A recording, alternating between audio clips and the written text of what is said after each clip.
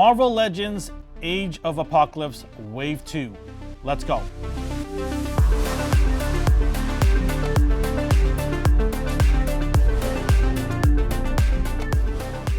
What's going on, everybody? Welcome to another A&R review. Today we are looking at the Age of Apocalypse Wave 2. But more importantly, we're going to look at these four guys first overall because it's a big wave and I kind of want to break it up and really focus on these figures. So we'll take a look at the packaging of these four characters. We got Iceman, Legion, and Rogue, and Cyclops here. So the front of the box is your traditional Marvel Legends look, but with the Age of Apocalypse X-Men logo. And at the very top, you've got the Age of Apocalypse. This is staying true to Wave 1, so the actual print is exactly the same. So the side of the box, you've got Apocalypse at the very top, obviously, and then the artwork for each one of these characters. They've got that updated look from the Age of Apocalypse comic series. So the back of the box here, we have a little bit of a write-up on each character, and then the beautiful artwork is done by David Nakayama. And at the very bottom, you see all the figures from the wave, and the ones that are numbered actually come with the bath piece to build Colossus. So first off, we got Iceman here. Our buddy DeWalter is here. We're gonna open him up.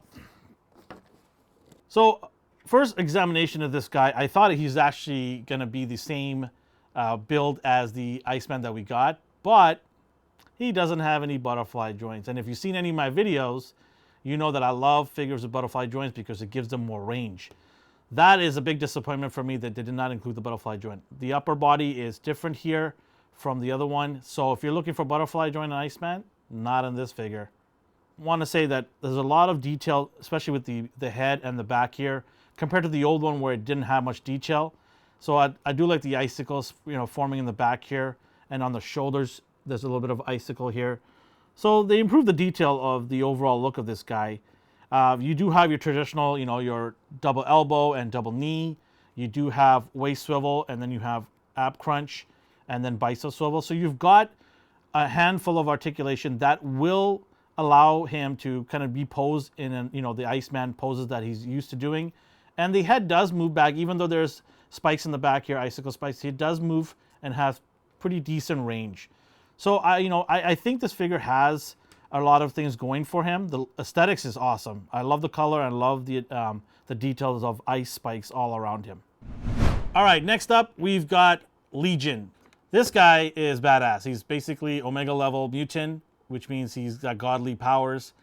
Problem is, he's got multiple personalities inside that body, and each personality comes with a specific type of power. All right, let's open this guy up. So Legion is actually a very integral character in the Age of Apocalypse. He's the one that actually started this whole chain of events. He actually went back in time to kill off Magneto, but ended up killing his dad, Charles Xavier, which caused Apocalypse to attack a lot sooner.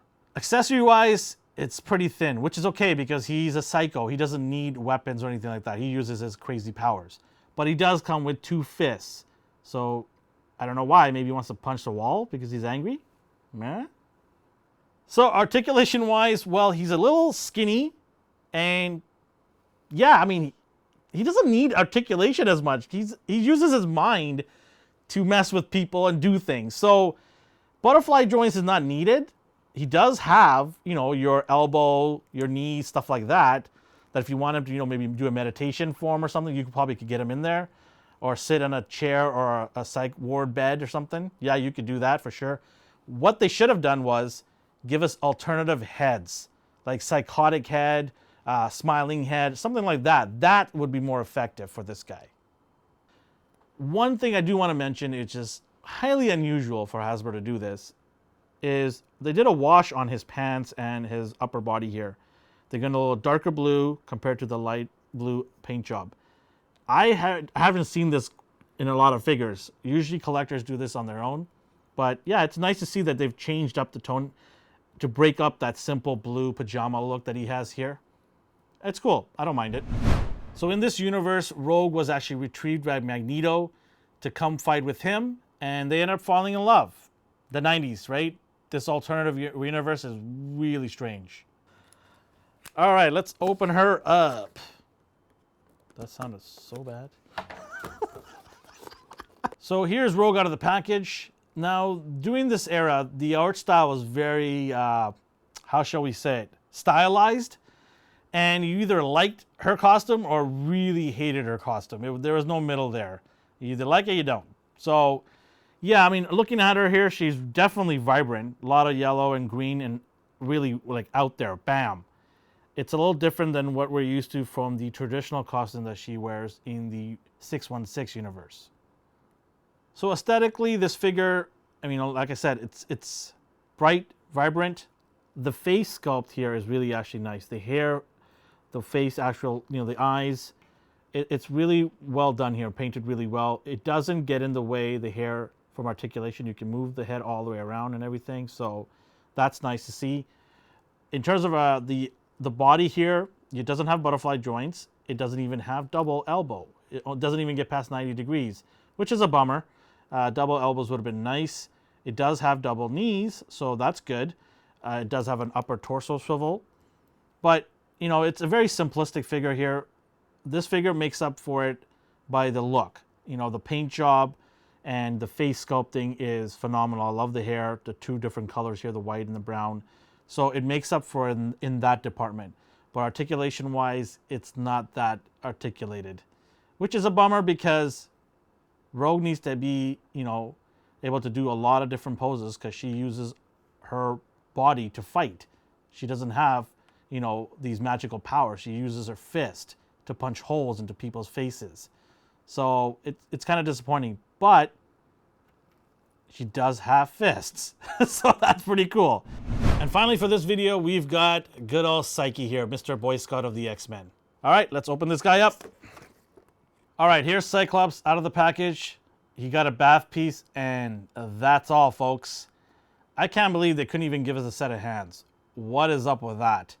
That's absolutely ridiculous. Speaking of ridiculous, look at this Fabio hair. Look at that flux flow. Woo! So quick backstory. In this universe, Scott and his brother Alex were actually raised by Mr. Sinister because their father actually passed away. So they are a couple of badasses raised by Mr. Badass himself, Mr. Sinister.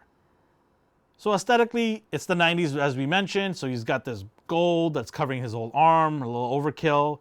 And then speaking of overkill, the massive mound of hair he has here, which shockingly doesn't really get in the way of his head articulation. And then he's got his telemarketing headpiece here with visor. It's the 90s, right? I don't know. They didn't have Bluetooth, I guess, so they had this weird mic attached to him. What's cool is pinless arms. Nice to see that new addition that Hasbro's been dropping in random figures here and there. But the legs still have pins. Why? Why do you keep doing this to Cyclops? We had it in the House of X, where you did that as well. Just do pinless. If you're going to do it all the way around. Legs and hands. Stop doing this. Color-wise, blue. It's a different blue than the Cyclops blue that we're used to from the 90s X-Men from Jim Lee's era. So it's a different shade of blue. Body-wise, he is using a bit of the Bucky Cap body here, mixed in with the pinless hands like I mentioned. I think this figure, he's a guy that shoots beams out of his eyes. He's not a ninja. He's not going to be flying around doing anything. He doesn't need butterfly joints. By the way, he doesn't have them, just if you're wondering. He doesn't need that. He's got enough articulation here with the thigh swivel, the double knees. He's got all that. So I think he looks just overkill. He looks crazy. He looks, the gold is awesome. Even though it's overkill on the arms, it's still awesome. I enjoy it. I think it's cool. It's a different look. I mean, it's Age of Apocalypse, right? So in terms of height, Iceman stands at 6.5, Legion at 6 3/4, Rogue at 6, and Cyclops at 6.5. So what's my final take on these four? I think each one of them brings something unique to the table. I definitely love Iceman with all the icicles sticking out. I love the crazy hair of Legion. I love the brightness of Rogue. Not a huge fan of her costume, but you know what? That's the era, right? And Cyclops, well, good old Psych. Doesn't look like a Boy Scout. He looks like a badass here. So I think all four of these are unique to that era, and they're great. So this is part one of our AOA. Make sure to subscribe and hit that notification bell for your chance to see part two that's going to be coming up. And if you leave a comment and a thumbs up, thumbs down, doesn't matter, you have a chance to win a prize every month. As always, thank you for watching and have a great day.